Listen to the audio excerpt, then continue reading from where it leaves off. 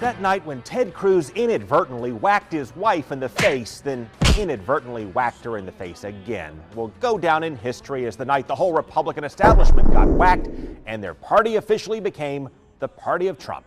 There is no way in the world that Donald Trump will ever coalesce the Republican Party. His views are way out of the mainstream of what Republicans think. Well, Cruz dropped out after his would-be running mate literally wiped out on stage. And the next president of the United States, Ted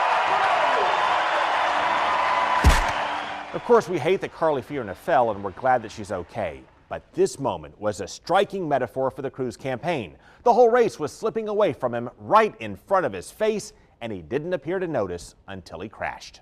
We gave it everything we've got, but the voters chose another path. In hindsight, he never should have picked an imaginary running mate when he's buried in second place. It came across as a stunt and hastened his demise. And it certainly didn't help when he formed an alliance with John Kasich that played out like Dumb and Dumber. I'm sick and tired of losing the primaries. Okay, Ted. Then as he circled the drain, the heckler smelled blood. I heard Lion Ted was going to be here, so we had to come represent. You're lying. Once again, Lion Ted! And they picked him apart. America is a better country. Without you. Thank you for those kind sentiments. And it just kept going. Oh, Lion Ted. You are the problem. Let me ask you are the problem, All right, politician. and a question that everyone here should ask. Are you Canadian? And then after they called him a fish monster, You look like a fish monster, and you're a terrible person. Cruz had had enough. He was fried, and it showed. I'm going to tell you what I really think of Donald Trump.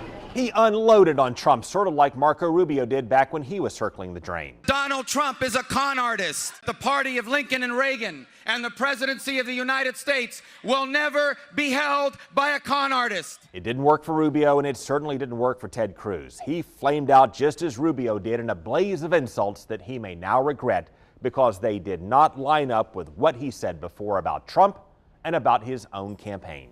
When it comes to Donald Trump, I like Donald Trump. This man is a pathological liar. He's bold and brash, and he's willing to speak the truth. He doesn't know the difference between truth and lies. I'm glad he's running. He's energizing a lot of people. He lies practically every word that comes out of his mouth. He's a friend of mine. Listen, Donald Trump is a serial philanderer.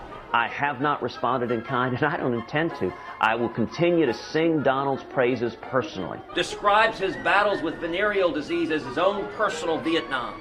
Listen, I like and respect Donald. If anyone has seen the movie Back to the Future 2, the screenwriter says that he based the character Biff Tannen on Donald Trump. A caricature of a braggadocious, arrogant buffoon. I'm not going to engage in the media's game of throwing rocks and attacking other Republicans. I'm just not going to do it. We are looking at the Biff Tannen presidency.